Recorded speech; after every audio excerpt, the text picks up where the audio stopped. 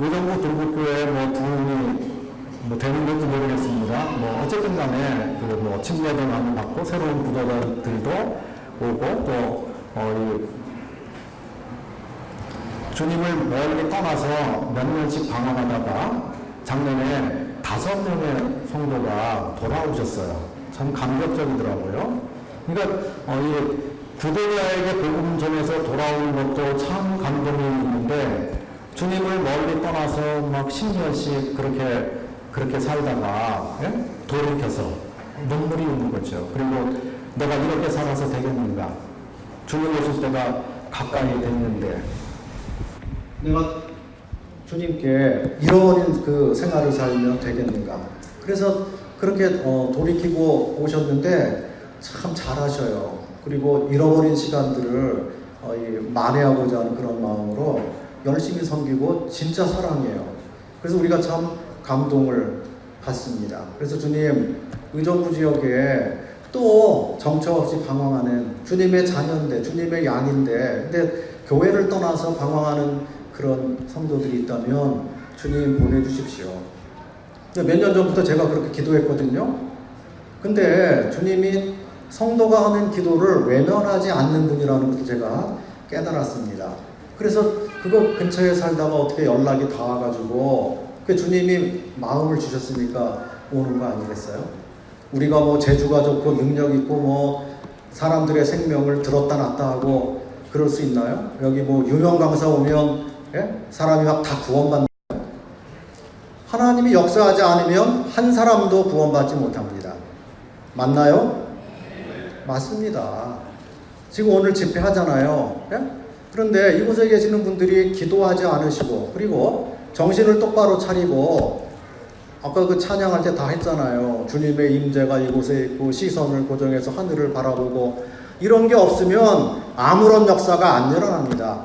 집회하는데 귀를 즐겁게 하고 마음 조금 감동이 됐고 뜨끔했고 자기를 돌아보고 아 내가 이런 거 좀 고쳐야지 그렇게 했다 그냥 끝나버리면 집회하는데 이게 몇 천만 원 들었을 것 같아요. 제가 보니까 그죠? 많은 비용이 들어갔습니다. 성도들이 다 모여서 시간을 냈습니다. 일꾼들 기획하고 기도하고 뭐 장소 찾아보고 뭐 그 편리하게 성도들을 편안하게 모시려고 뒤에서 수고한 분들이 많아요. 그렇잖아요. 그리고 한 번도 교제해보지 않은 무명한 저를 또 이렇게 이곳에 와서 말씀을 맡긴다고 하는 이게 위험 부담이 있잖아요. 그래서 초청해놓고 얼마나 기도하셨을까? 제가 그거 압니다. 근데요, 믿음대로 되는 겁니다. 그러니까 이게 복을 받는 게 이 북북교회가 상태가 어떠한지, 성도들이 정말 기도했는지, 정말 말씀을 사모하는 건지, 그렇게 되면 그 모든 복을 다 가지시는 거고요. 그게 준비가 안 되면 소용이 없습니다. 못 조시겠죠? 그죠? 네. 요새 계속 그 행복에 대해서 말씀을 드립니다. 그런데 행복은 하늘에서 옵니다. 땅에서 오는 게 아니에요. 땅에서 오는 거는 금방 왔다가 없어져 버립니다. 아무리 돈을 벌어도, 예? 뭐 좋은 대학 들어가도, 죄송합니다. 여기 서울대 나오신 분들 많아요. 들어갈 때만 좋지 뭘 계속 좋습니까? 예? 그게 그렇더라고요. 우리 아이 대원외고 붙었습니다. 그럴 때 갑자기 다 온 식구가 만세 그랬어요. 근데 그게 뭐 며칠 가나요? 뭐 조금 가면 없어지는 거죠. 그 학교 갔더니 다 공부 잘하는 애들이에요. 서울대 그 동네에서는 하나 보내잖아요. 우리 이동영 형제님 거기 그 학교에서 하나 갔지 뭐 군산에서 뭐 한 10명 갔어요? 1명 갔어요. 그러니까 동네에서 난리가 나요. 서울대를 갔다고 세상에 막 그 서울 의대를 갔다고 얼마나 그러겠어요. 그죠? 근데 거기 가봤더니 다 서울대생이야. 몇천 명이 서울대생입니다. 그렇잖아요. 그러니까 이 땅에서 뭐 아무리 능력 있고 올라가고 그래도 높은 데 올라가면 나보다 더 날고기는 사람들이 있습니다. 그래서 땅에서는 진짜 만족, 진짜 행복이 없습니다. 그걸 빨리 꿈을 깨는 게 진짜 행복을 찾는 지름길입니다. 행복은 어디서 온다고요? 하늘에서 와요. 예수 그리스도를 통해서 옵니다. 그래서 거듭나야 되는 거고요. 주님과 교제해야 되는 겁니다. 그리고 주님을 따라가야 되는 거죠. 아무리 길이 힘들어도 주님이 인도하시는 길이 어려운 길일지라도 그것을 중도에 포기하면 주님이 원래 주시려고 하는 것을 못 받게 되죠. 주님이 나를 믿음으로 세우시고 인도하시고 나를 다듬어서 주님이 쓰실 만한 아름다운 그릇으로 만들 계획이 있으셨는데, 근데 우리가 그것을 순종하지 못하게 될 때 우리 생각으로 다른 길로 가고 편한 길로 가고 돌아가려고 하고 내 생각으로 하려고 하고, 그럴 때 주님의 계획에 차질이 옵니다. 그렇다고 주님이 손해보시고 망하십니까? 당신의 일을 안 하십니까? 주님은 당신의 하실 일을 하십니다. 내가 안 하면 다른 사람을 불러서 일 시키면 됩니다. 그래서 하나님께서는 나를 지목해서 내가 필요하다, 내 일에 내가 있어야 된다, 그럴 때 우리가 주님 앞에 손을 들어야 됩니다. 주여, 제가 여기 있나이다. 저를 써주십시오. 그렇게 될 때 우리는 그때부터 행복을 경험하는 길로 갑니다. 예? 지식으로 아는 것하고 주님께로부터 진짜 경험해서 아는 것하고는 많이 다릅니다. 그렇지 않나요? 공부해서, 하나님 말씀 공부해서 뭐 여기다 많은 것을 쓰고 그렇게 해서 촬영해가지고 많은 것들을 배웠어요. 근데 성도들이 뭐라 그러냐면 대학에서 강의 들은 것 같아. 근데 공부는 한 것 같은데 별로 남는 건 없어. 감동은 없어. 말씀 준비한 사람은 그거 하느라고 만드느라고 고생하고 그리고 자기는 공부가 많이 됐겠죠. 그런데 하나님 말씀 전할 때 성령이 역사해서 뜨겁게 만들고 감동하는 것이 없으면 어떻게 해요 또? 예나 지금이나 성령이 우리를 감동하시는 거 아니겠습니까? 그래서 오늘날 이 말씀 중에 너무 지식적으로 흘러가는 그런 것도 좀 돌아봐야 될 거라고 생각이 됩니다. 그리고 주님께서 함께 하셔서 실제로 일하신 그런 것들도 실제로 말할 수 있어야 된다고 생각이 됩니다.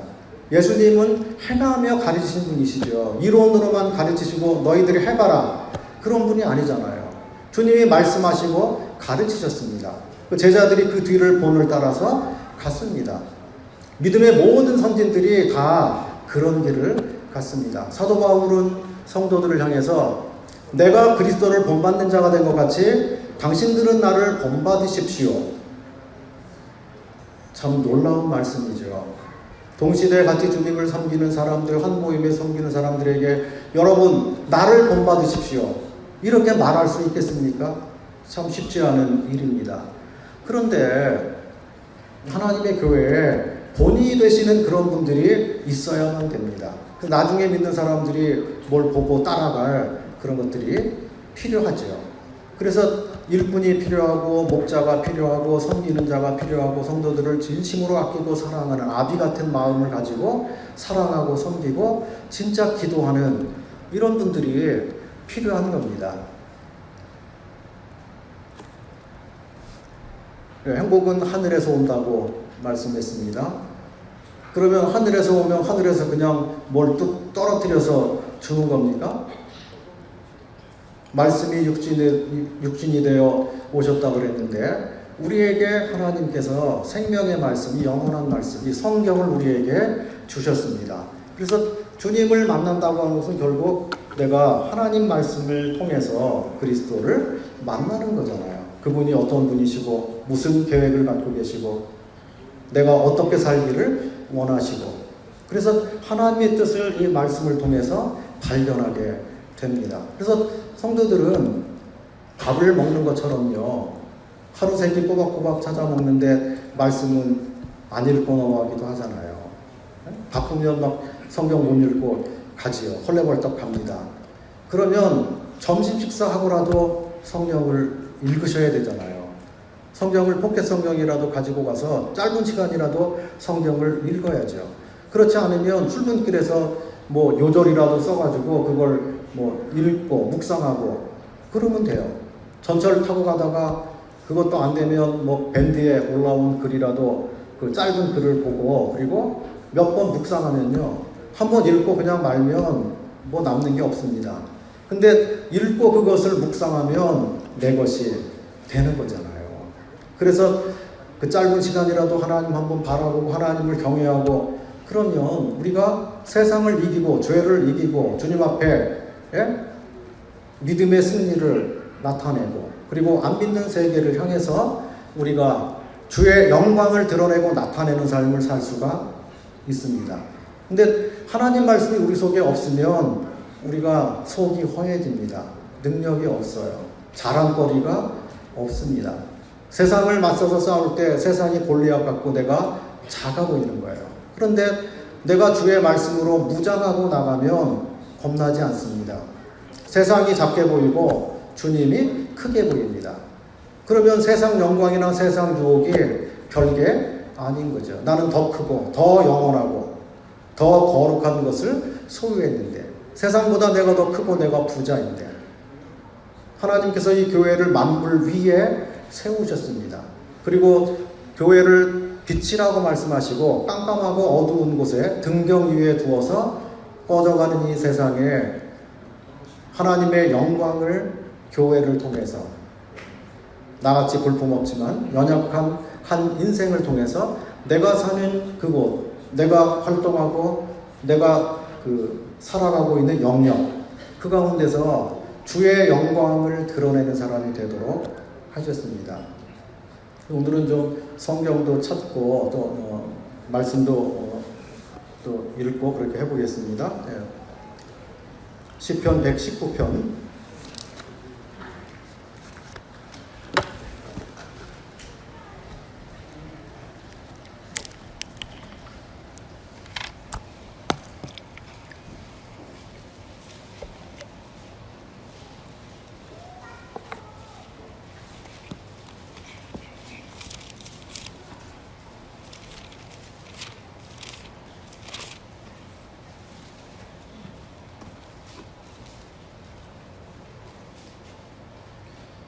우리 속에 말씀이 있고 말씀이 역사할 때 그런 사람 보나마나 행복한 사람입니다.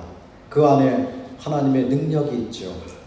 보배 같은 예수님을 질그릇 속에 담고 있는데 근데 질그릇이 깨어지고 그리고 내 안에 계시는 예수님의 영광이 세상으로 나타납니다.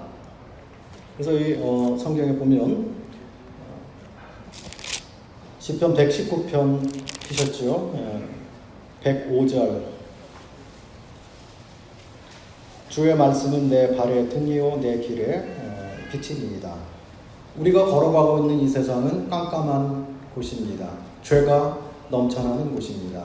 그 어두운 곳에 우리가 누구인지 어디서 왔는지 내가 왜 사는 건지 어디로 가는 건지 그런 것을 모르고 삽니다. 세상이 불쌍한 것이죠. 정처 없이 방황하고 삽니다. 그래서 사람들이 목적을 잃고 목표를 잃고 그러고 사니까 불쌍한 것입니다.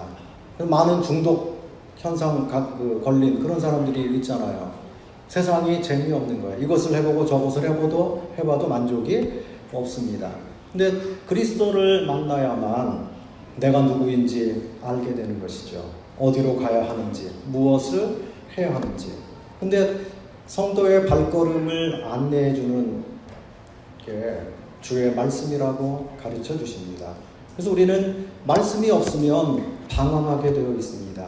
내가 무슨 일을 하는데 주님께서 말씀을 통해서 나에게 확인시켜 주시고 내가 가는 길이 이게 옳은 길이다. 주의 뜻이다. 이것이 확인이 되면 거칠 것이 없습니다. 누가 뭐라고 해도 아무리 누가 반대를 해도 그게 주의 뜻으로 분명하게 확인이 되면 흔들림 없이 그 길을 가게 됩니다. 그리고 틀림없이 무슨 어떤 역사를 이루게 됩니다. 근데 그런 어떤 확신이 없으면 일을 하기가 어렵죠. 하나님의 교회를 개척해요. 선교사로 나가요.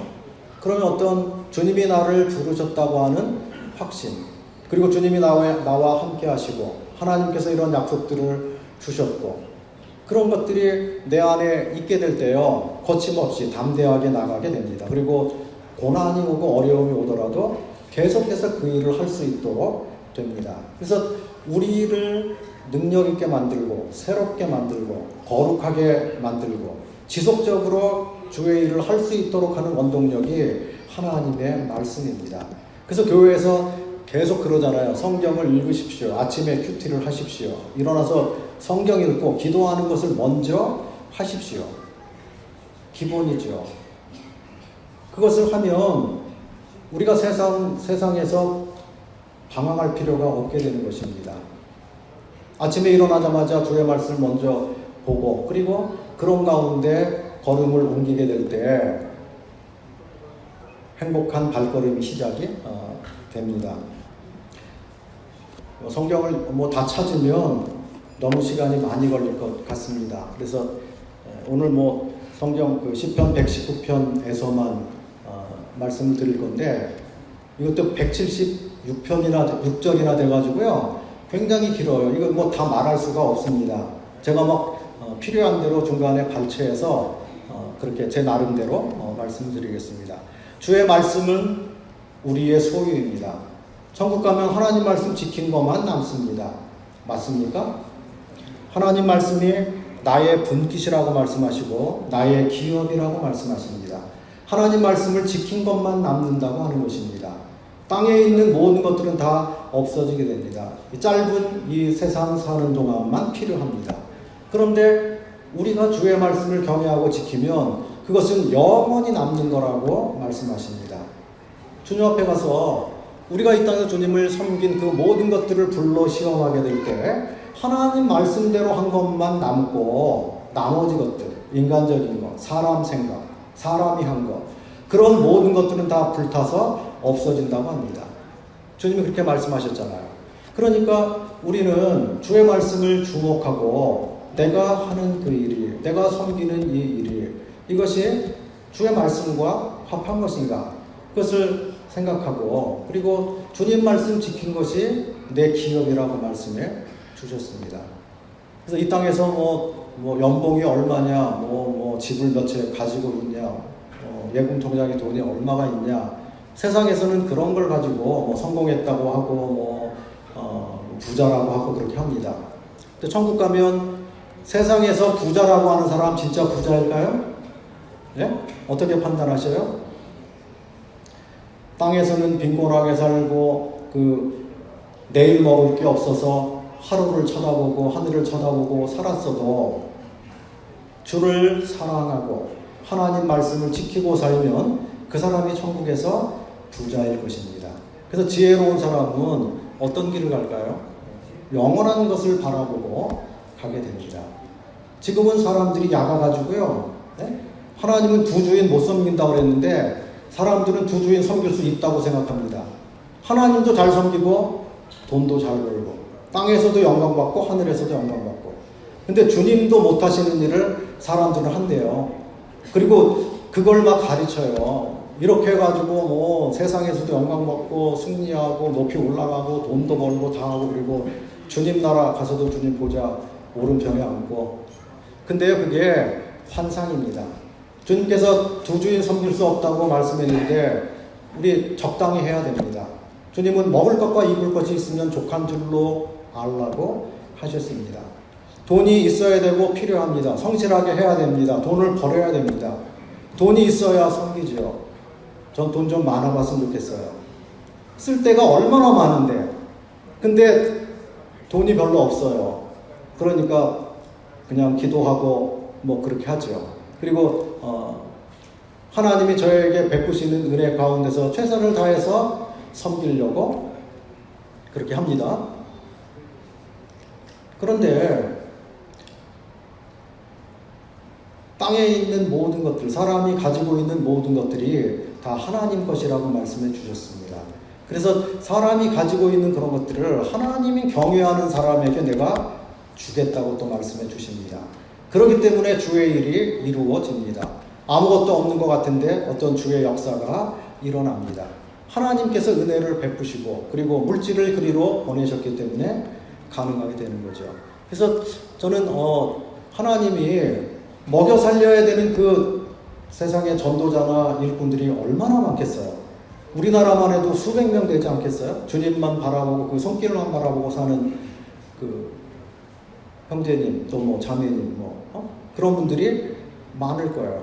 선교사들도 참 많습니다. 우리나라만 그렇겠어요? 뭐 미국은 없고 영국은 없고 어디는 없겠어요?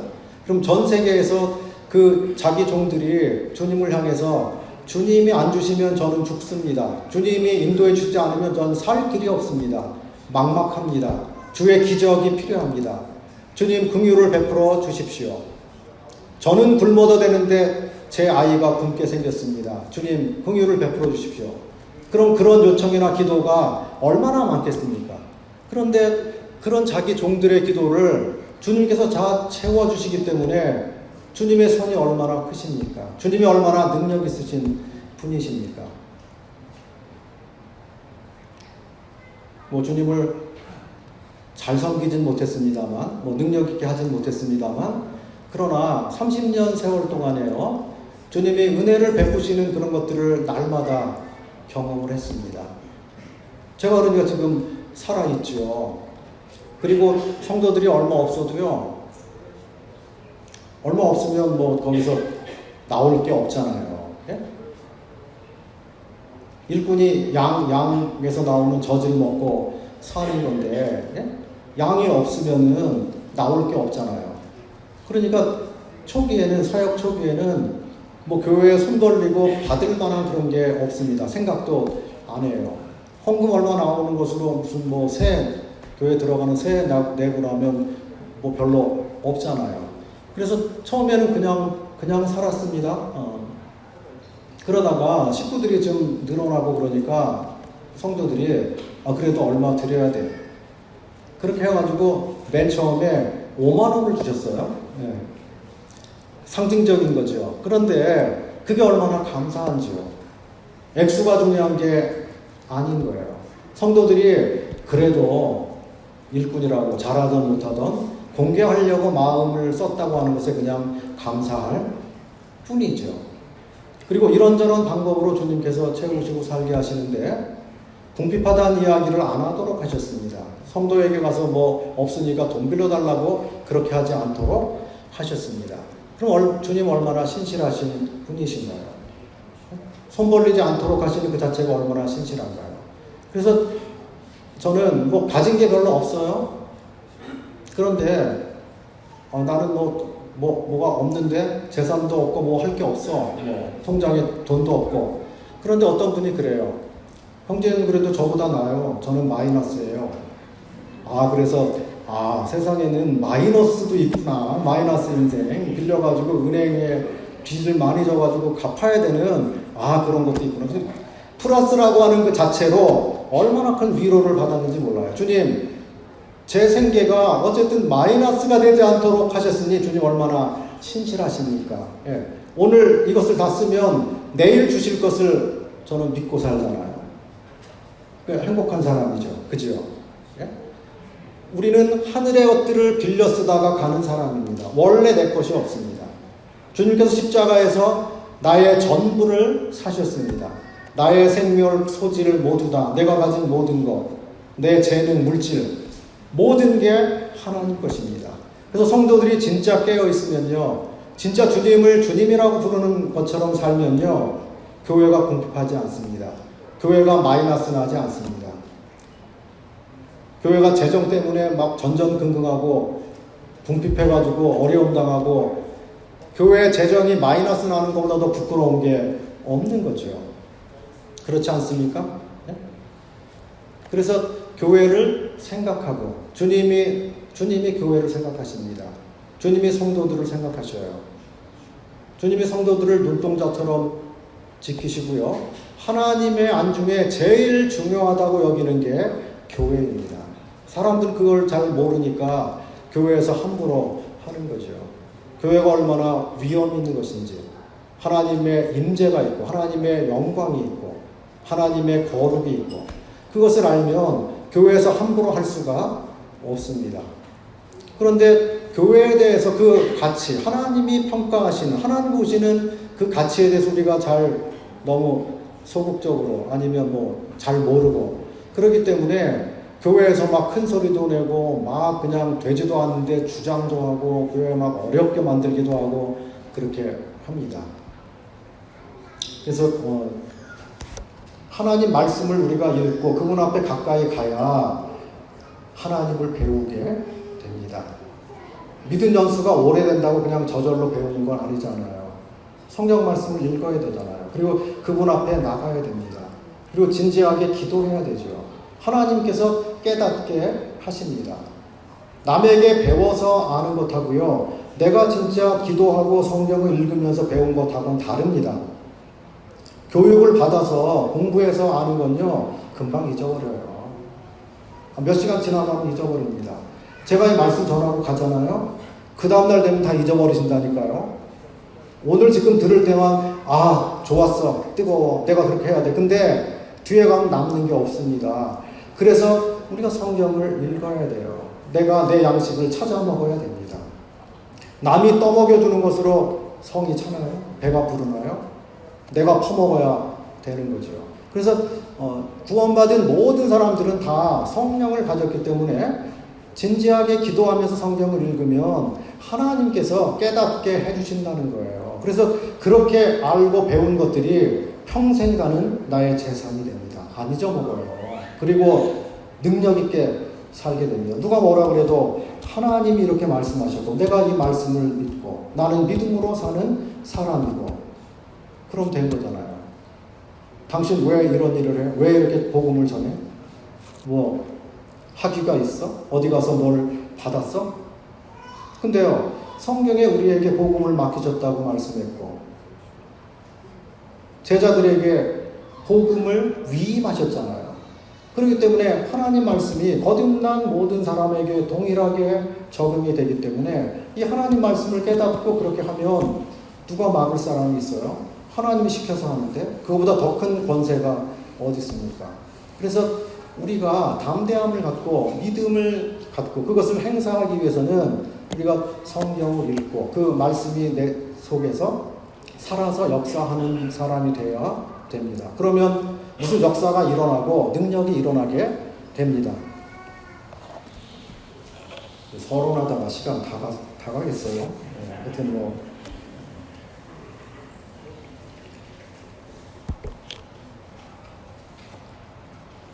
저녁에 피곤하실 것 같아가지고 그 정해준 시간에 딱 끝내려고 하고 또 저희 집사람은 제발 1시간 넘기지 말아요. 어디 가서든지. 그 성도들이 피곤해해요. 집중력이 얼마나 된다고 고문하는 거예요. 짧게 하고 끝내세요. 그런데 너무 말씀을 못 전해가지고 짧게 하려고 그러면 그냥 그거 하다가 반만 하고 마른 것 같아가지고 자꾸 시간이 갑니다. 어떻게 하면 좋겠습니까? 양해를 구하고 시간 좀 지나도 괜찮겠습니까? 네? 그냥 대답을 들었으니까 아무 부담 없이 하겠습니다. 저 뒤에 시계를 자꾸 보고 하는데 시계 그냥 안 보겠습니다. 그래서 주님이 그만해라 그러면 그냥 그만하겠습니다. 그게 성령이 인도하는 거죠. 너무 그냥 타이트하게 시간 몇 분 지키세요 이렇게 하는 것도 이거 현대식이고 그리고 그게 인위적인 게 가미된 거잖아요. 그래서 어쨌든 간에 서울 지역에서는 길게 하면 혼나기도 하고 다음에 절대 오라 소리 안 하고 그러기도 합니다. 근데 서울 북부교회는 영성이 뛰어나기 때문에요. 절대 안 그럴 걸 제가 압니다. 편 119편 3절 보겠습니다. 실로 저희는 불의를 행치 아니하고 주의 도를 행하는도다. 11절도 읽어보겠습니다. 내가 주께 범죄치 아니하려 하여 주의 말씀을 내 마음에 두었나이다.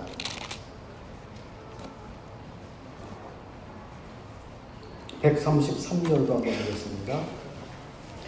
나의 행보를 주의 말씀에 굳게 세우시고 아무 죄악이 나를 주장치 못하게 하소서. 세상은 죄가 있는 곳이죠. 그리고 우리는 방심하면 죄로 이끌려갑니다. 우리 속에 죄가 있고요. 옛성품이 있죠. 옛성품은 자꾸 옛날로 돌아가도록 만듭니다.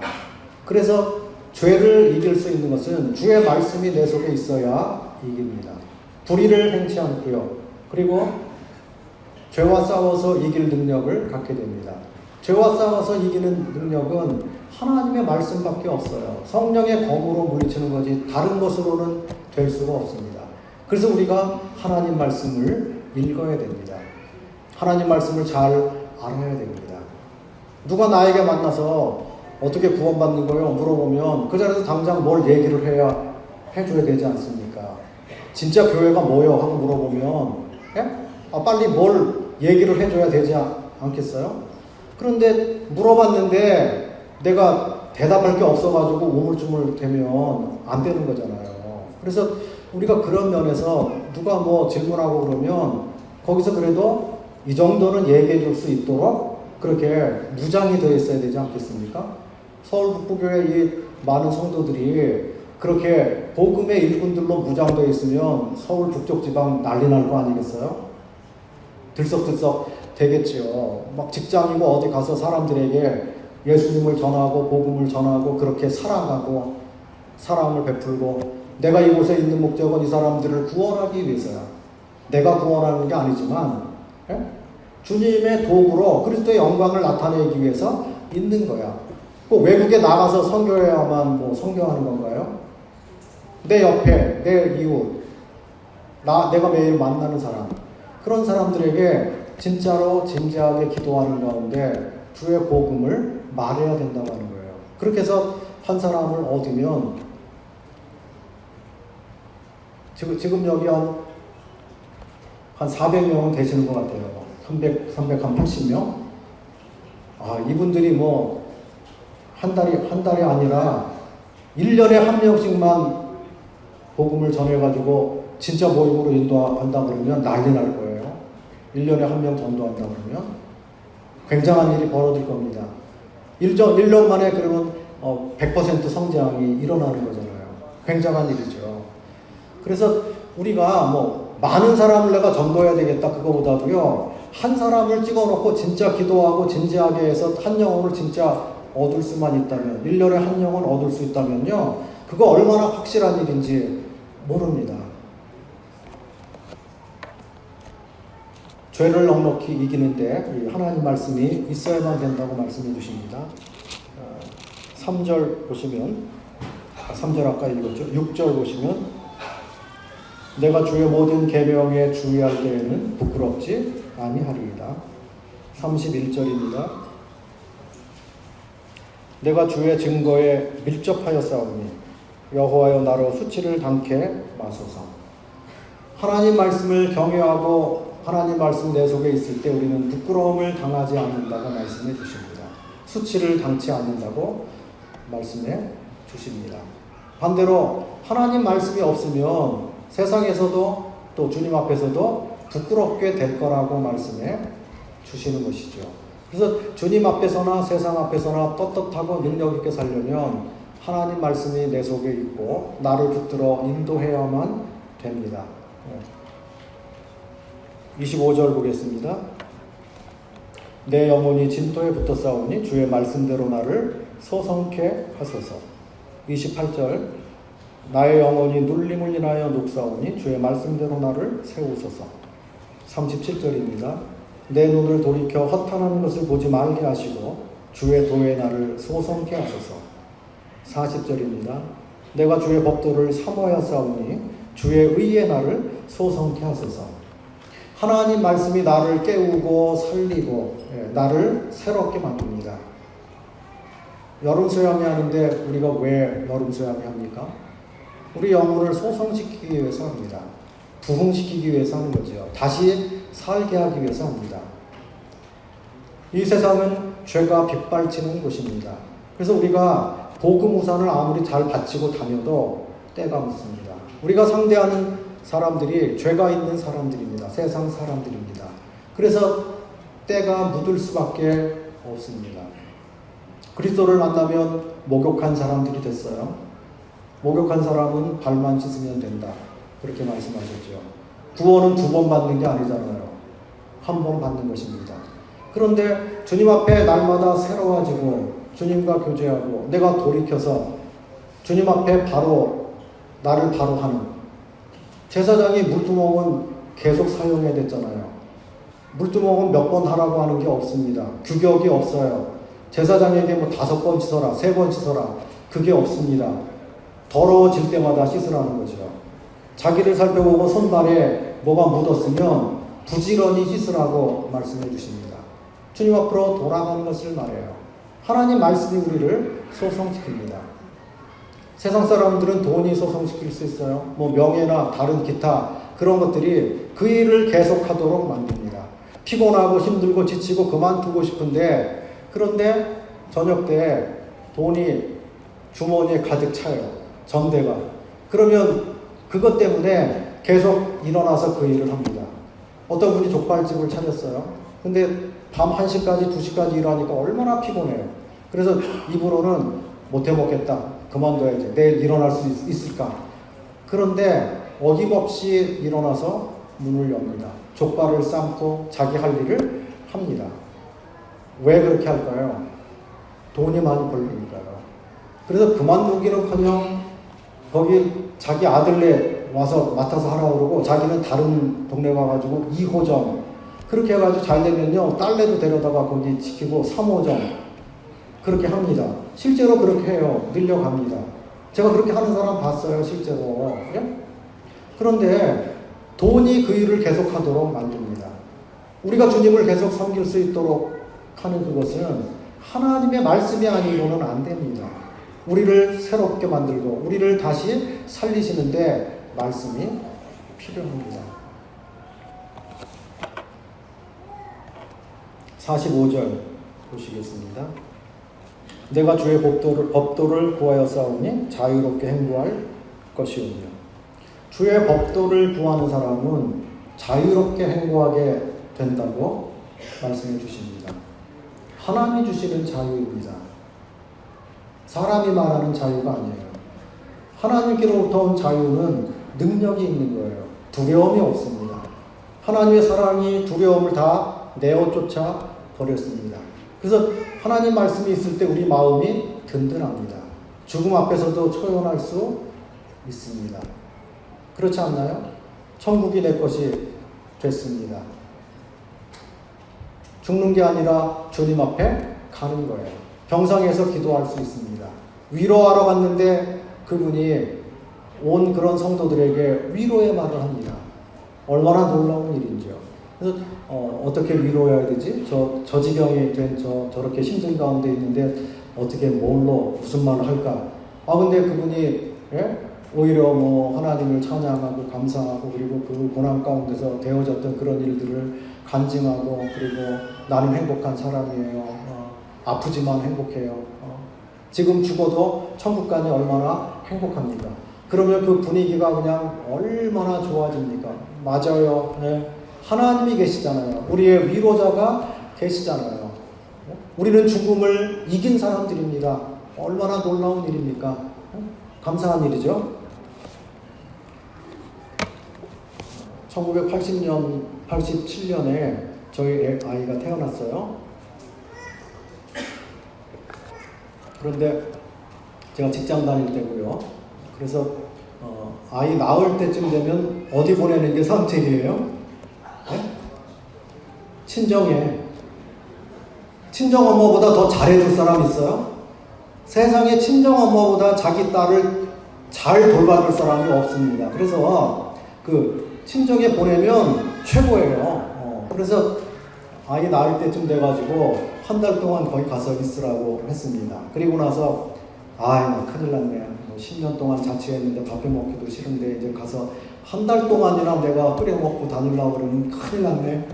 그리고 이제 라면이나 끓여 먹고 다닐 판인데 하나님 저를 얼마나 사랑하시는지 그때 회사에 노사본부가 났어요. 자매를 보냈는데. 그래가지고 이게 웬일이냐? 직장이 폐쇄됐어요. 다닐 수가 없어. 뭐 거기 난리가 났는데 어떻게 해요? 뭐 질서가 다 없어졌는데. 그래서 그 쿠데타처럼 막 일으킨 그런 사람들이 회사를 장악하고 있으니까 다 도망갔죠. 그래서 잘됐다. 그리고 그곳에 가서 편하게 그냥 뭐 먹고, 장모님이 얼마나 잘해주셔요. 예? 그 자기 딸에게 해주는데 사위라고 뭐 밥을 덜 주겠어요? 5번 주면 5번 다 먹었어요, 저도. 그렇게 했는데, 그러고 있는데 인천에서 전화가 왔네요. 그래도 왜 나를 찾냐고 그랬더니, 거기 급하게 도망 나오느라고 서류를 하나 빼놓고 왔대요. 이게 뭐 노사분류 끝나고 타결되면 종업원들에게 전화를 해줘야 되는데, 지금 같으면요, 무슨 뭐 단체 카톡도 있고 밴드도 있고 그러니까 개인 휴대폰이 있고 그러니까 거기 저장된 걸로 하면 아무 문제 없어요. 근데 그 옛날에는 휴대폰이 없을 때예요. 그냥 일반 전화, 집 전화로 그 비상연락망처럼 해가지고 이렇게 알려줘야 되는데, 그 전화번호가 없으면 어떻게 사람들에게 알려주겠어요, 출근하라고. 그럼 큰일 났죠. 그래서 거기에 누가 들어가서 가져올 수 있을까? 그런데 서울에 가 있는데 저한테 전화해가지고 와서 좀 갖다 달라는 거예요. 그래서 인천에 있는 사람들끼리 해결하시오. 나 지금 서울 와서 있는데 지금 애가 나올락말락 막 그러는데 날더러 와서 그걸 가져오라 그러면 되냐고. 그 인천 사람들끼리 해결해요. 그랬더니 못 들어간대요. 세상에 평소에 얼마나 죄를 많이 졌으면 못 들어가요? 맞을까봐 못 가는 거잖아요. 그죠? 그래가지고 나 아니면 안 되겠냐 그러니까 안 된다는 거예요. 그래서 할 수 없이 또 인천까지 왔잖아요. 그리고 뭐 저는 잘못한 게 없어요. 예수 안 믿으면 당신들 지옥 가. 그것만 잘못했어요. 나머지는 뭐 잘못한 게 없습니다. 그래서 내가 그 사람들을 괴롭힌 거는 복음 전한 거 그거밖에 없고요. 나머지는 제가 다 하나님께서 모든 사람하고 화평하라고 그랬으니까 모든 사람하고 관계를 잘하려고 제 쪽에서 노력을 했습니다. 하나님 말씀 진짜 지키는 게 힘든 일이에요. 쉽게 되는 일이 아닙니다. 그 회사 고참인데요. 화장실 청소를 제가 했어요. 아무도 안 해. 그러니 어떻게 해요? 화장실 청소를 하고 그리고 일이 밀리잖아요. 그러면 뭐 빨리 해놓고 와가지고 막 밀린 거 막 일하고 몇 번 그렇게 막 했어요. 그랬더니 안 되겠든지 청소하는 아주머니를 두더라고요, 나중에. 제가 자꾸 하니까. 무슨 변화가 일어나죠? 그 끝날 때 되면 고참이 먼저 청소해요. 그러면 나중에 들어온 사람이 청소 안 할 수가 있나요? 따라서 해야죠. 그렇게 사니까 자기 일을 다 해야지, 뭐 남도 챙겨야지, 뭐 청소도 해야지. 그리스도인으로 사는 게 그게 쉬운 게 아닙니다. 세상에서 편하게 산다고 하는 건 뭐예요? 열심히 안 살았다고 하는 거예요. 그래서 그리스도인으로 사는 삶은 피곤하고 이 세상에서 힘든 삶이 될 수도 있습니다. 그런데 그렇게 안 해놓으면 나중에 복음을 전하기가 어렵습니다. 맞나요? 네. 그러니까 대가 없이 열매를 못 얻습니다. 그냥 말로만 해가지고 뭐 그 영혼들이 팍팍 구원받으면 전도하기 쉽게요? 네? 절대 그렇지 않습니다. 주님도 대가를 지불하고 십자가에서 희생하시고 사랑을 확증하시고 우리를 얻으셨습니다. 우리도 마찬가지 방법으로 하지 않으면 열매를 못 얻습니다. 그래서 모든 성도들이 내가 있는 작업장, 내가 있는 그곳이 그리스도를 전파하는 곳이라는 것을 잊어서는 안 됩니다. 그래서 우리가 진짜 자유인으로 떳떳하게 살려면 그렇게 해야 돼요. 그래서 약간의 그게 있었어요. 거기 들어가야 되는데 저 혼자 들어가야 되잖아요. 근데 거기 지키기도 하고 막 그래요. 그런데 주님 같이 가시니까 괜찮지 뭐. 그리고 하여튼 기도 한번 하고 들어갔습니다. 아무도 잡는 사람이 없어요. 왜 왔냐, 왜 들어오냐, 멀뚱멀뚱 쳐다보고만 있어요. 그래서 수고들 하네. 그러고 들어갔어요. 그리고 둘러봤는데 눈물이 나요. 막 며칠 그렇게 했는데 막 쓰레기더미처럼 지저분해졌죠. 그 회사 유리창 다 깨놨죠. 그리고 피아노 한 대 끌어다가 막 불태웠어요. 근데 사람들 속에 뭐가 들었는지 거기서 질서가 없어지니까 그렇게 됐어요. 사람들 속에 개, 돼지가 앉아있는 것 같은 거잖아요. 그러니까 인간들 마음속에 그렇게 더러운 게 있는 거예요. 자기가 일해야 되고 자기가 생활해야 되는 그런 회사인데 근데 막 돈 올려달라고 막 그렇게 하면서 막 그렇게 해놨어요. 그래서 그게 둘러보고 쯧쯧지요. 주님 안 믿은 사람들이 오죽하겠나. 그리고 이제 여러 가지 서류를 가지고 나왔습니다. 아무도 잡질 않아요. 왜 가냐, 뭘 가져가냐, 아무도 안 그래요. 주님이 못하게 하셨겠죠. 그래서 계속 수고들 하시게, 그리고 그냥 왔습니다. 와가지고 그냥 갖다 주고, 그리고 저는 갔습니다. 그래서 그리스도인은 세상 사람들이 위기에 있을 때, 자기들이 못할 때, 그럴 때 찾습니다. 우리가 이 주님 말씀 가운데 진짜로 순종하는 가운데 그리스도인으로서 합당한 삶을 살면 누군가가 나에게 물어봅니다. 내가 이런 지경에 있는데 당신이라면 어떻게 하겠어요? 당신 시키는 대로 할 테니까 좀 나한테 얘기 좀 해줘요. 그럴 때 우리는 상담자가 되는 것이죠. 주님의 지혜로 기도하면서 그런 사람들에게 같이 대화하고 이야기하고 그렇게 해주면서 복음을 전할 기회를 얻는 거죠. 진정한 친구가 돼줄 수 있는 거죠. 그래서 이 그리스도인들이 세상의 빛과 소금이라고 하신 말씀이 정말입니다. 하나님께서 우리를 쓰시기를 원하고요. 세상도 그리스도인을 바라보고 있습니다. 우리가 진짜로 하나님의 사람이라면 안 믿는 사람들도 그걸 압니다. 생명 없이 왔다 갔다 하는 사람은 그냥 교인이라고 생각해요. 그들이 복음 전하면 취급도 안 해요. 그리고 야 너나 잘해 욕먹습니다. 그런데 직장에서 제가 복음을 전하면 그런 자세로 하진 않았어요. 어쨌든 싫어도 들었고요. 새로 들어오는 분 무조건 한 번씩 불려가가지고 복음을 한번 들어야 돼요. 그래야 제가 핏값을 제하는 거잖아요. 믿고 안 믿고는 그쪽 사정이고 나는 내 할 일을 한 것입니다. 그래서 하나님께서는 사람을 구원시키라고 말씀한 게 아니라 복음을 전하라고 말씀한 거예요. 구원받게 하는 것, 생명의 역사는 하나님의 역사입니다. 그러니까 하나님이 하시도록 하고 우리는 말씀을 뿌리는 일을 하는 것이죠. 성도들이 그 일을 안 하면 세상은 소망이 없습니다. 누가 복음을 전합니까? 천사가 복음 전하나요? 주님의 구속의 이야기는 구원받은 성도만 하도록 하셨습니다. 천사들에게 복음을 맡긴 게 아니라 바로 저와 여러분에게 복음을 맡긴 것입니다. 우리들의 책임이 얼마나 큰지 모릅니다. 그래서 정말로 진짜로 이 땅에서 주님이 주신 자유를 누리며 우리가 살기를 바라는 그런 마음이 있습니다. 50절 읽겠습니다.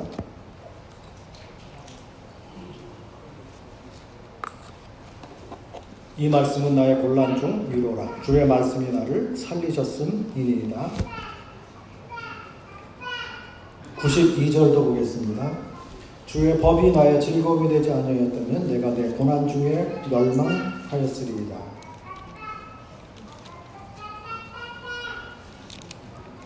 143절도 한번 보겠습니다. 환난과 우환이 내게 미쳤으나 주의 계명은 나의 즐거움이니이다. 곤란 중에 위로를 받는다고 말씀합니다. 하나님 말씀이 있으면 환경을 초월합니다. 핍박이 있든지 시련이 있든지 고난이 오든지 하나님 말씀이 있으면 그걸 우리가 이길 수 있다고 말씀해 주십니다. 더 이야기는 하지 않겠습니다. 어제 우리 딸아이 그런 얘기를 했기 때문에 그것으로 충분하다고 생각이 됩니다. 그 모든 것들을 이긴 게 주님이 계시고요. 말씀이 있었기 때문에 말씀으로 위로를 받고 견딜 수가 있었습니다. 54절 보시겠습니다. 나의 나그네 된 집에서 주의 율례가 나의 노래가 되었나이다. 164절 한번 보겠습니다. 주의 의로운 규례를 인하여 내가 하루 7번씩 주를 찬양하나이다. 하나님 말씀이 있을 때, 주를 경외할 때 우리 속에 찬양이 있습니다. 노래가 있습니다. 즐거운 사람이 노래를 부르지요. 슬픈 사람이 노래를 안 부르잖아요. 하나님 말씀이 우리 속에 있게 될 때 콧노래를 흥얼하게 됩니다. 음정 박자 안 맞아도 그래도 그렇게 부르게 됩니다. 저는 아주 타고난 음치예요. 노래를 못해요. 음정 박자 이런 잘 감각이 없습니다. 어릴 때부터요, 우리 집에 웃을 일이 없고 노래할 일이 없기 때문에 어려서부터 노래를 안 해가지고 그래요. 노래를 안 듣고 안 하고 노래할 일이 없어요. 네?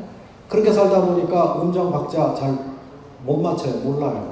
근데 주님을 믿고 나서 찬송을 해야 되고 주님 찬양해야 되니까 그때부터 따라 부르기 시작해가지고 지금은 아주 못해도 그래도 조금은 부릅니다. 주님이 참 많이 변화를 시켜주셨어요. 그래서 처음 구원받고 나서 찬양 잘하는 분은 제일 부러워했어요. 제가 못하는 게 그거니까. 앞에 나와서 찬양 하시는데 지금도 부러워요. 난 노래를 못합니다. 그런데 다른 분이 못하는 것도 제가 하는 게 있잖아요. 그러니까 주님께서 뭐 공평하게 주신 거예요. 어떤 사람 노래를 잘하고, 어떤 사람 그림을 잘 그리고, 뭐 어떤 사람은 뭐 글을 잘 쓰고, 어떤 사람은 또 말을 잘하고, 어떤 사람은 뭐 성품이 좋고, 어떤 뭐 능력이 있고, 그게 다 다르잖아요. 그래서 하나님이 베푸신 은사에 대해서 부러워할 것도 사실은 없어요. 남이 못 가진 거 내가 가진 게 또 있으니까요. 그러니까 하나님이 나에게 주신 잘하는 것들을 내가 사용하면 감사한 거죠. 행복한 거예요. 그래서 하나님의 교회에서 실업자로 있으면 행복하지 않아요. 무엇이든지 내가 뭐라도 참여하고 일을 해야 행복합니다. 행복을 느끼게 되고 행복을 맛보게 되고 그렇게 됩니다. 그리고 일에 참여해서 하게 되면요, 하나님께서 더 잘하도록 해주십니다. 은사가 개발되도록 하시는 거죠. 칼을 칼집에 꽂아놓고 쓰질 않으면 빼지지도 않잖아요. 녹나가지고. 그런데 그걸 자꾸 사용하면 더 잘하게 되는 거잖아요. 마찬가지로 처음엔 서툴러도 자꾸 참여하고 자꾸 해보면 늘어납니다. 그리고 주의를 할 수 있도록 됩니다. 그래서 교회에서 필요한 어떤 그런 거, 교회가 왜 이 땅이야, 왜 이렇게 지저분해, 왜 이렇게 뭐가 안 좋아, 그렇게 할 게 아니라 기도할 문제죠. 그리고 부족한 부분을 내가 채울 수 없을까, 그걸 생각해야 됩니다. 그러면 행복한 길로 가는 겁니다. 제가 인천에서 신앙생활 할 때요, 그럴 때 어떤 형제님이 그래요. 형제님, 저 아무개 형제님 강단에서 말씀 보는 거 유익해요? 네? 말씀 안 보는 게 낫지 않아요? 그래요. 그래서 왜요? 그랬더니 아니 듣기에 그게 좋지 않지 않냐고 그러셔요. 그래서 저는 괜찮은데 아무 문제 없는데요. 그리고 제가 생각하기를 그렇게 지금 불편하고 그 은사가 없는데 계속 나가서 하니까 막 듣기가 괴롭다, 그런 뜻이죠. 그러면 본인이 기도하고 그러면서 좀 나가서 모든 성도들 교회에 시원하게 한번 말씀을 보지.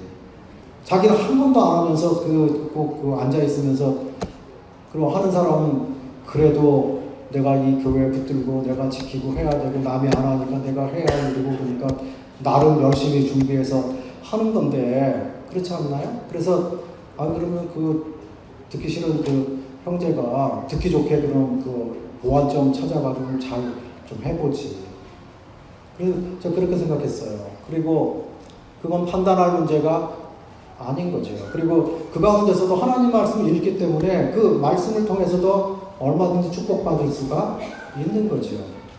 그래서 강단의 말씀이 약하고 뭘 잘못해서 뭐가 안 된다 그거보다도요, 우리의 마음밭이 잘못되어 있기 때문에 그게 더 문제일 수가 있는 것입니다.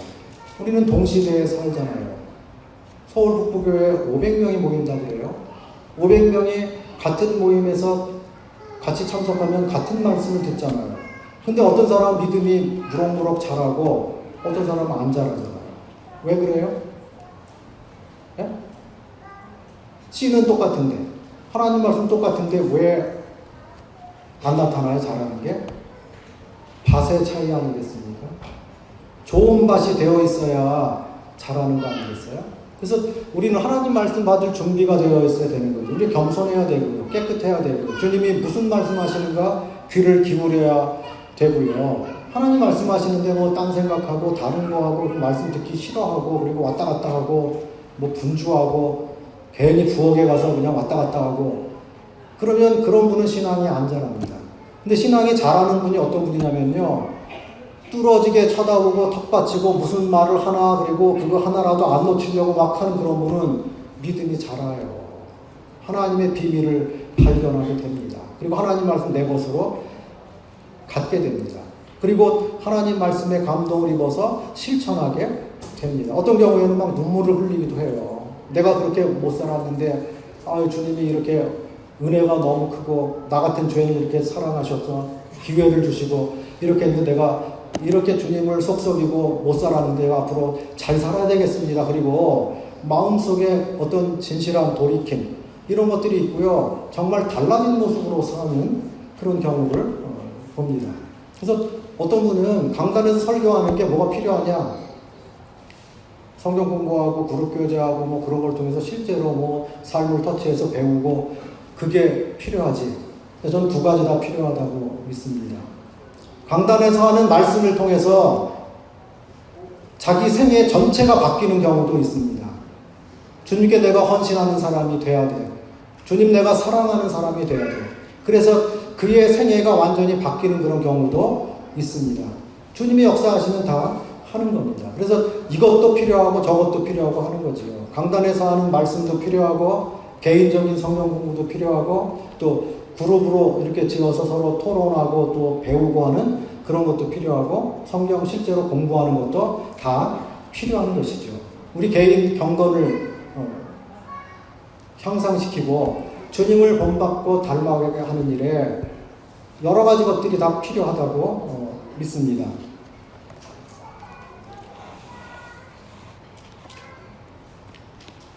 (63절) 보겠습니다.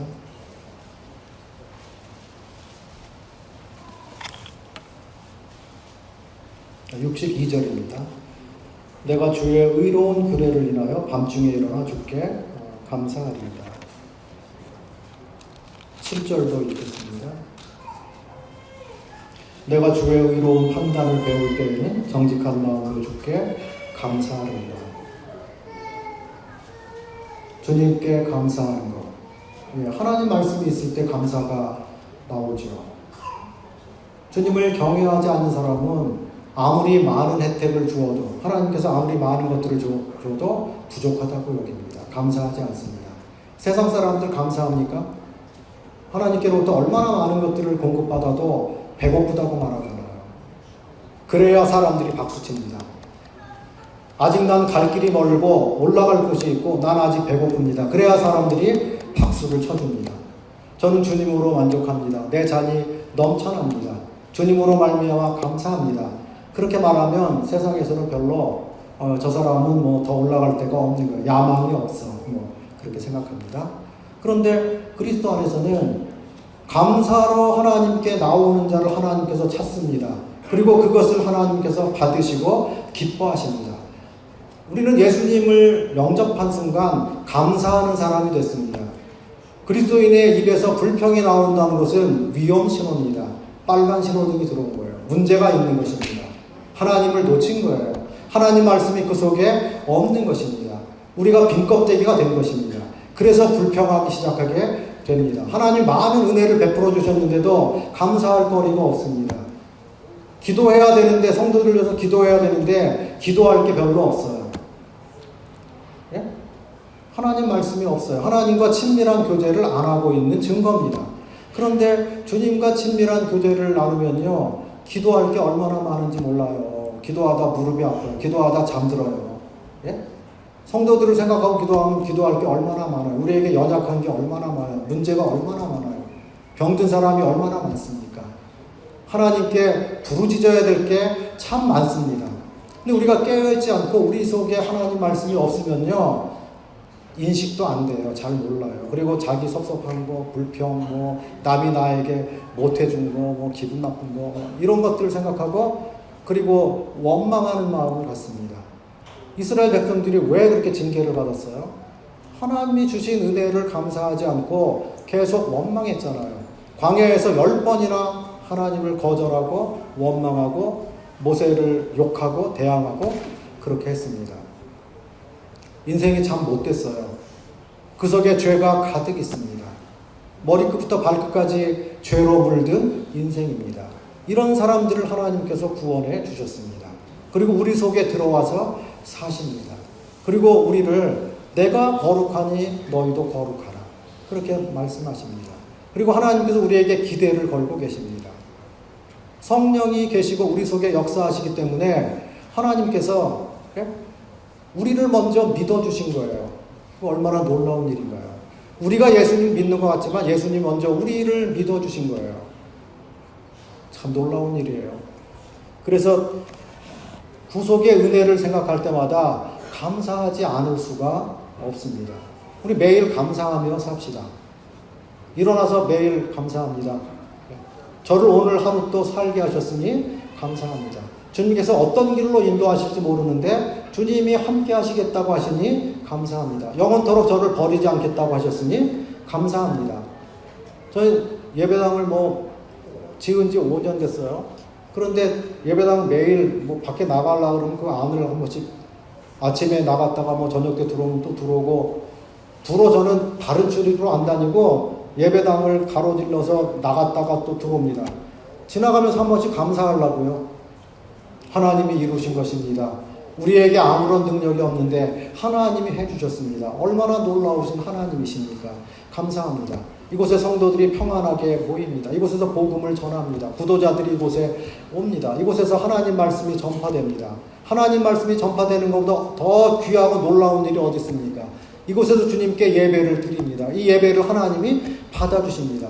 우리에게 하나님께서 은혜를 베푸시고 당신의 살아계심을 증거해 주셨습니다.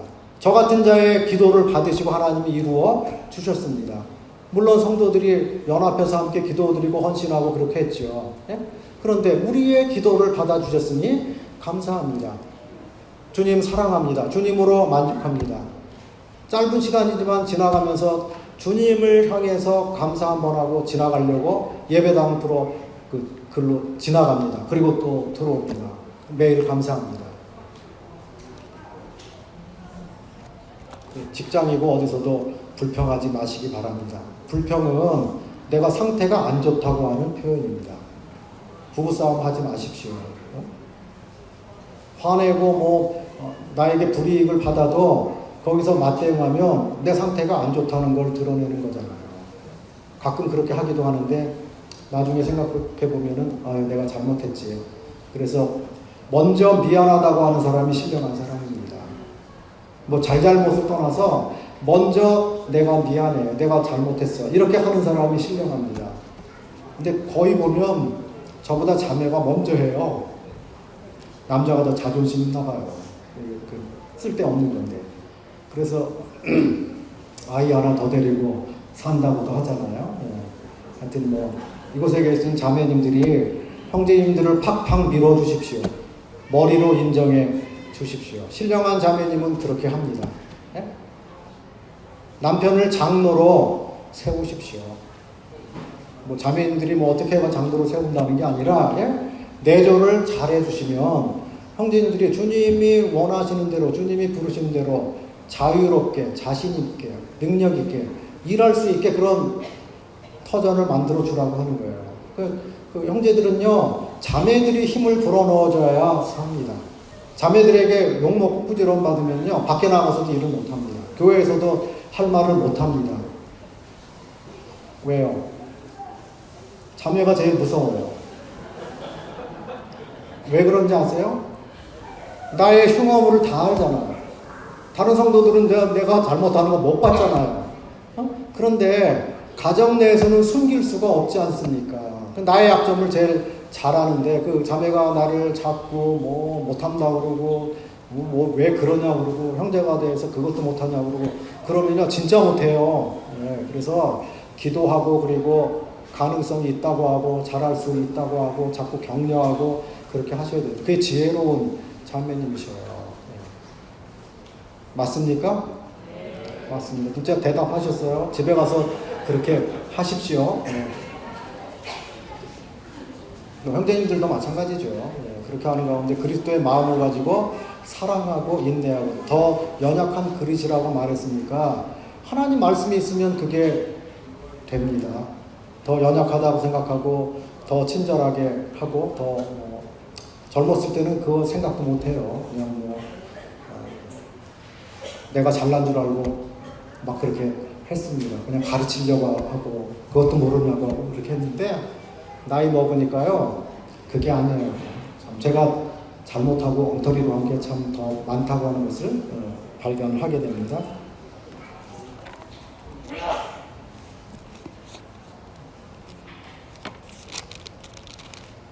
조금만 더 하겠습니다. 98절. 주의 계명이 항상 나와 함께하므로 그것이 나를 원수보다 지혜롭게 합니다. 내가 주의 증거를 묵상함으로 나의 명철함이 나의 모든 스승보다 승하며 주의 법도를 지킴으로 나의 명철함이 노인보다 승하니이다. 젊은이들을 향해서 노인들을 공경하지 말고 교만해지라고 주님께서 이런 말씀 하셨습니까? 아니죠. 누구라도 젊은이라도 주의 말씀이 그 속에 있으면 왕보다도 지혜로운 사람이고 노인보다도 지혜로운 사람이고 이 땅의 석학, 박사들보다 더 명철한 사람이 된다고 말씀해 주십니다. 주님께서 온 땅을 두루 감찰하시다가 이런 사람을 찾기를 원합니다. 주님이 찾으셨잖아요. 들판에서 다윗도 찾았죠. 성전에서 맨날 장인 사무엘도 찾으셨죠. 하나님 부르셨잖아요. 젊은 날에 주님께 부름받아서 쓰임받은 그 믿음의 선진들이 얼마나 많아요. 그것 이야기하면 밤새지요. 그럴 수 없고요. 그래서 하나님 말씀이 있으면 우리가 진짜 명철한 사람이 된다는 거예요. 그 안에 하나님의 모든 지혜와 지식이 들어 있습니다. 그리스도를 아는 지식이 가장 고상하기 때문에 사도 바울이 자기를 거듭나기 전에 자기를 떠받들고 자기를 그 세상에 드러내고 했던 그 모든 것들을 배설물로 여기고요. 그리스도를 알기를 원했습니다. 이게 진짜 지혜로운 사람입니다. 하나님 말씀을 더 알기를 원해야 됩니다. 그리스도인으로 살기를 원해야 됩니다. 하늘의 신령한 복을 사람들에게 전달해 주는 사람이 돼야 되지요. 165절 보면요. 주의 법을 사랑하는 자에게는 큰 평안이 있습니다. 저에게 장애물이 없으리로다. 주의 법을 사랑하는 자에게 하나님께서 큰 평안을 말씀하십니다. 생수가 강같이 넘칠 것을 말씀합니다. 내 잔이 넘쳐난다고 고백합니다. 주님이 그저 그냥 조금 주시는 그런 평안이 아닙니다. 그리스도로 말미암은 평안, 하늘로부터 오는 평안, 그리스도의 말씀을 통해서 오는 그 평안이 세상에 있는 그 어떤 것보다 더 큰 것입니다. 그리고 더 영원한 것이죠. 하나님께서 우리에게 영원한 평강 가운데로 인도해 주신 것입니다. 영원한 행복에로 우리를 초대해 주셨습니다. 173절도 보시면 내가 주의 법도를 택하여 싸우니 주의 손이 항상 나의 도움이 되게 하소서. 주님을 경외하고 주님밖에 모르고 주님밖에 없는 사람은 주님이 해주셔야 되잖아요. 주님 외에 다른 기댈 것이 있으면 주님께서 그걸로 해봐라 그렇게 하시죠.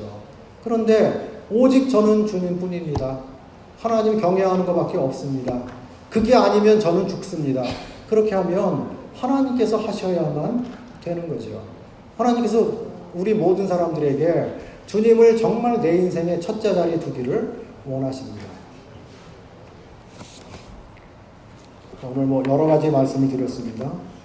축복받는 비결이 사실 이 말씀에 다 나와 있잖아요. 그런데 몇 가지만 더 말씀드리겠습니다. 1절입니다. 행위 완전하여 여호와의 법에 행하는 자가 복이 있으며 여호와의 증거를 지키고 전심으로 여호와를 구하는 자가 복이 있도다. 9절도 한번 보겠습니다. 9절. 청년이 무엇으로 그 행실을 깨끗게 하리이까? 주의 말씀을 따라 삼갈 것입니다. 내가 전심으로 주를 찾았사오니 주의 계명에서 떠나지 말게 하소서. 시편 기자는 계속해서 제가 지금 두 군데만 찾았어요. 계속해서 전심으로 구하라, 전심으로 찾아라 그렇게 말씀하십니다. 하나님은 완전하신 분이십니다. 하나님은 우리의 일부만을 취하신 분이 아니고 우리 전부를 사셨습니다. 그래서 마음을 다하고 성품을 다하고 뜻을 다하고 힘을 다해서 여호와를 구하라, 말씀을 찾으라, 구하라 그렇게 말씀해 주십니다. 하나님께서는 두 마음 품는 것을 싫어하십니다. 하나님 우리를 독점하시기를 원하십니다. 우리를 시기하시는 분이십니다. 진짜 사랑하면 희귀하도록 사랑합니다. 이동훈 형님, 죄송합니다. 제가 불러면서요. 예. 내가 결혼을 했어요. 결혼하셨죠? 아내가 나 하나만 쳐다봐야 되는데 다른 남자하고 사겨. 용납됩니까? 안 되죠. 자매님들, 결혼을 했는데 내 남편이 나만 바라보고 나만 쳐다보고 나 하나로 만족해야 되는데 막 다른 여자에게 카톡 보내고 그리고 편지 보내고 만나자 그러고 그래요. 그러다가 들켰어요. 그러면 살겠어요? 못 살죠. 예? 주님이 우리를 신부로 부르셨어요. 예수님이 신랑이셔요. 약혼했어요. 우리 예수님 믿을 때. 결혼식은 주님 나라에 가서 들어가자마자 세기의 결혼식. 영원한 때 전부터 하나님 아버지께서 준비하시고 계획하시고 한 놀라운 영광스러운 결혼식. 그걸 하나님께서 기대하고 계시는데 그때 우리가 그곳에 들어가서 주님과 함께 웨딩 마치 해야 할 신부입니다. 근데 신부가 신랑 한 분만으로 만족하고 신랑만 바라봐야지 세상 것들 바라보고 다른 남편 좋아하고. 이스라엘 사람들이 그렇게 했잖아요. 내가 내 남편인데 너희가 건포도떡을 즐기고 세상 것들을 바라보고 우상을 따라가고 너희가 어려서부터 내 말을 듣지 않고 그렇게 사는 것이 너희 습관이다. 그리고 내가 너희를 아침부터 저녁까지 종일 부르고 내게 돌아오라고 말하고 예레미야가 수십 년 동안 하나님께 돌아오라고 말하고 예레미야만 말했나요? 이사야도 말했죠. 에스겔도 말하죠. 수많은 선지자들이 성경에 나온 선지자들이 이스라엘에게 돌이키라고 말했어요. 우상을 버리라고 말했어요. 하나님을 섬기라고 말했습니다. 그렇게 말했는데 저들이 주의 말씀을 버렸잖아요. 모르쇠로 일관했잖아요. 그 선지자들에게 돌을 던지려고 하고 선견자야 선견하지 말라. 우리 듣기 싫은 소리 하지 말라. 우리 마음을 왜 구박하는 소리를 하느냐. 내가 제명까지 살려면 그런 소리를 하지 말라. 그래서 예레미야가 평생을 눈물을 흘리며 살았습니다. 이 진리의 말씀을 말해야 될까 말아야 될까. 하나님 말씀 말하면 말할수록 사람들이 그것을 욕으로 여기고 그리고 핍박하고 돌을 던지고 감옥에 가두고 뺨을 때리고 이렇게 했습니다. 매일 울었어요.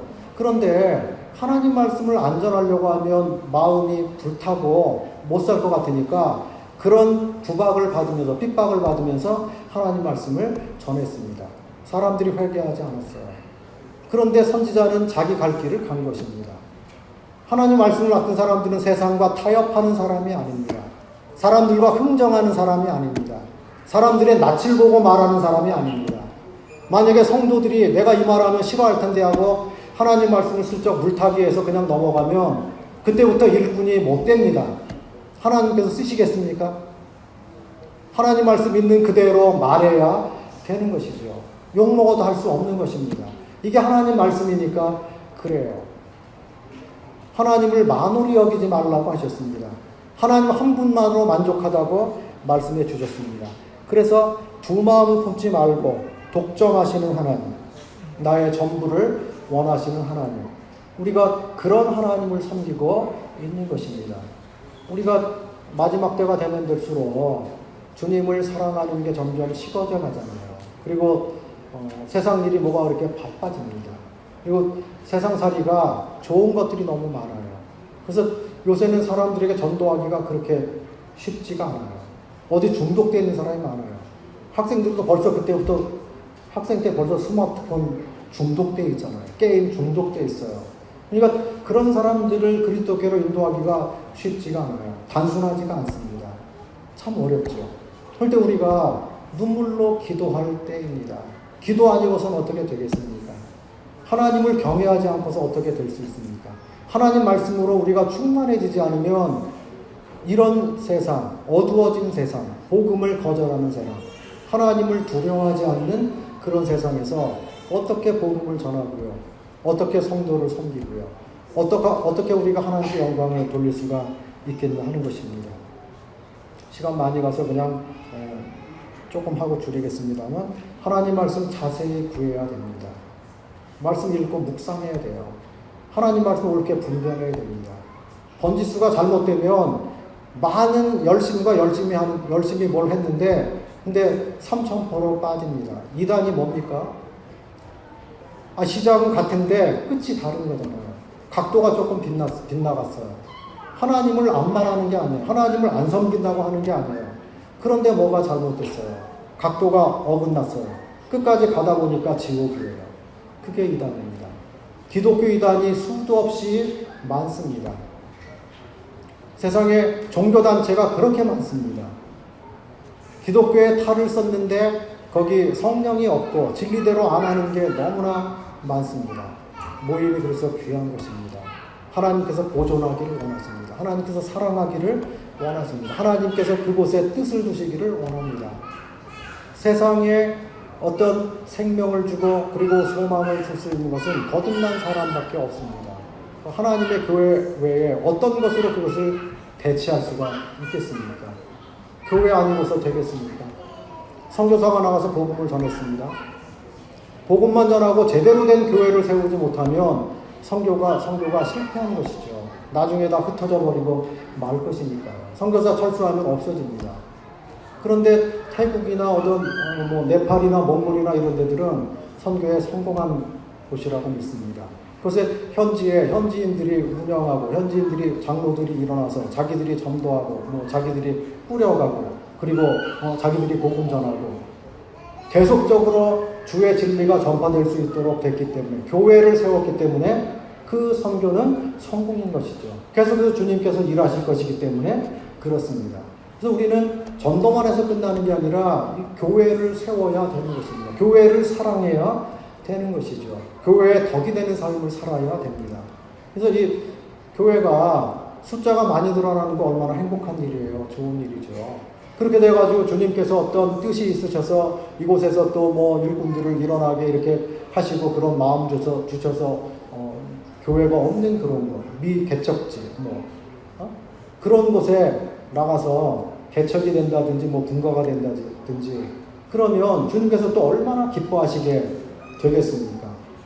같이 있다가 막 뜻이 안 맞아가지고 안 돼가지고 억지로 그러다가 어쩔 수 없이 헤어지는 거 주님이 원하시겠습니까? 그 좋은 방법도 아니고 계속 반복되고 일어나서는 안 되는 일이죠. 그런데 그곳에 성령이 충만하고 주님께서 뜻이 계셔서 일꾼들이 일어나게 하시고 또 성도들이 함께 마음을 같이 해서 기도하는 가운데 그렇게 된다면 이거야말로 모범되고 아름답고 다른 교회들이 또 본받고 따라야 할 그런 아름다운 또 선례를 남기는 일이죠.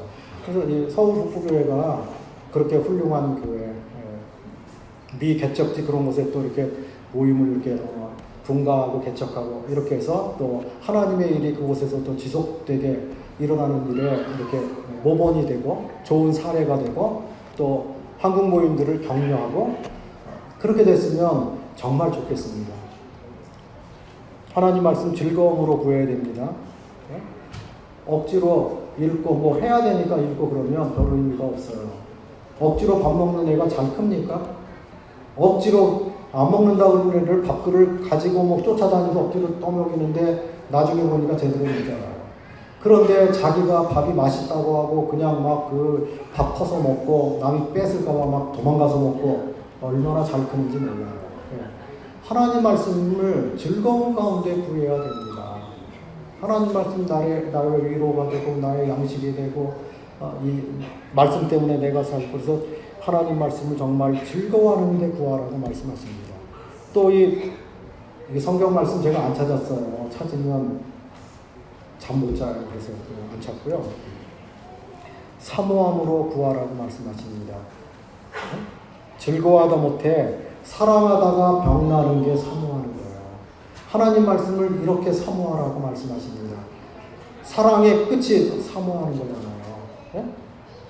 목마른 사슴이 시냇물 찾는 것처럼 파수꾼이 아침을 기다리는 것처럼 내 영혼이 주의 말씀을 찾기에 갈급하나이다. 그래서 누구라도 마른 사막처럼 진짜 주님을 갈망하고 하나님 말씀을 갈급합니다 하면 주님께서 말씀 안 주시나요? 말씀 주십니다. 우리 영혼을 채우십니다. 우리를 촉촉하게 만드시고 그리고 살도록 하십니다. 마지막 한 가지요. 59절과 60절 읽겠습니다.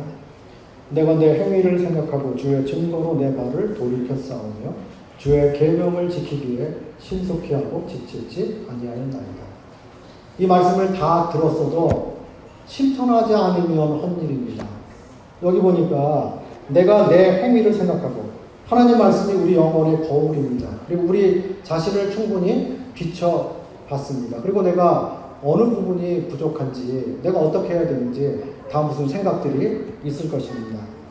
내 행위를 내가 각자가 생각하고 주님의 증거로 내 발을 돌이키는 것입니다. 하나님 말씀으로 내가 돌아오는 것입니다. 하나님 말씀은 영원히 거기 서 있는 것입니다.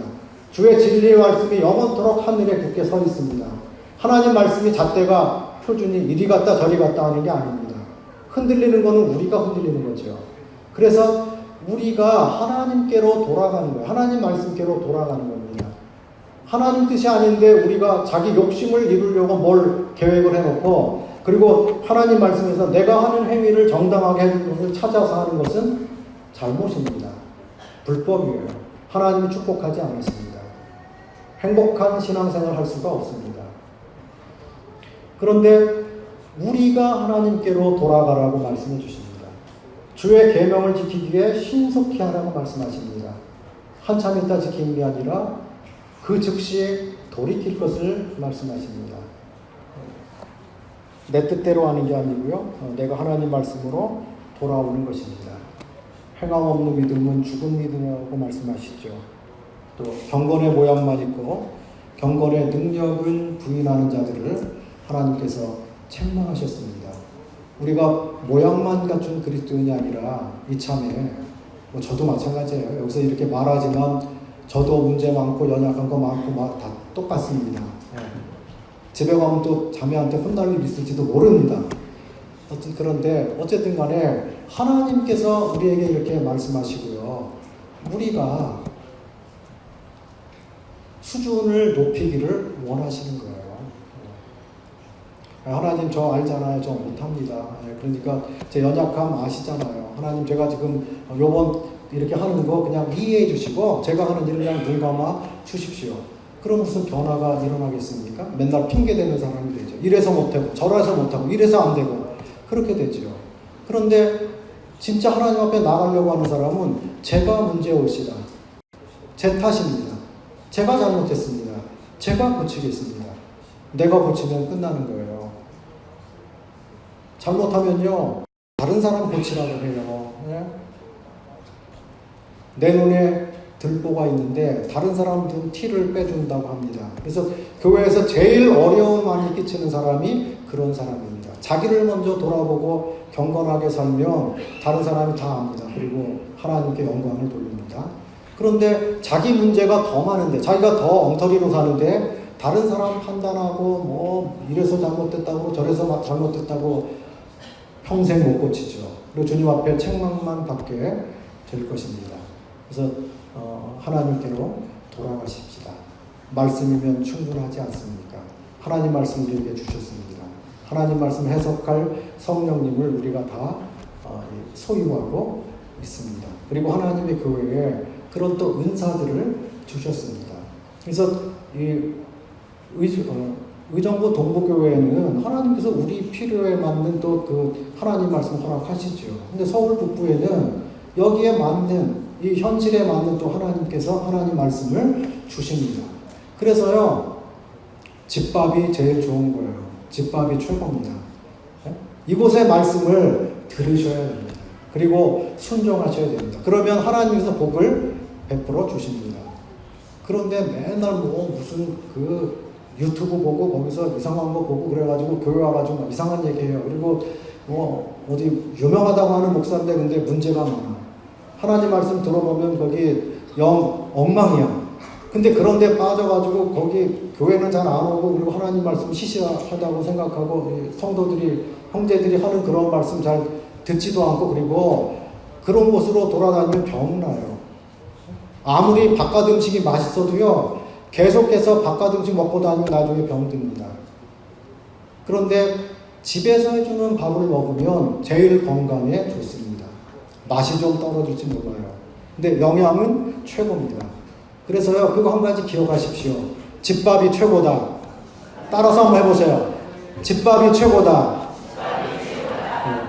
교회를 먼저 생각하시고요. 그곳에서 하나님 말씀 잘 들으시고 배우십시오. 그리고 뭐 외부 활동을 하지 말라고 하는 게 아니에요. 하나님의 교회에서 내가 할 일을 다 하고 그런 다음에 에너지가 넘쳐나면 가서 밖의 일을 하시라는 거예요. 근데 교회는 안 나오고, 교회는 뒷전이고, 교회는 생각도 안 하고, 그리고 다른 데로 막 다니고, 여기저기 다니고, 뭐 다른 교회 집회하는 데 가고, 어디 가고, 전국구라고 그러죠, 전국구. 예? 그런 분들이 모이면, 그런 분들은 죽고 못 살고 만나서 막 가서, 어디 가서 막, 그때만 되면 모여가지고 막 좋아하고 막 그럽니다. 그런데 그 교회에서는 어려워할 수도 있어요.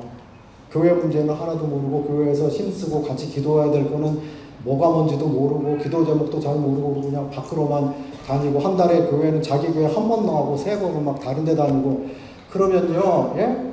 주님도 섭섭해 하실 거예요.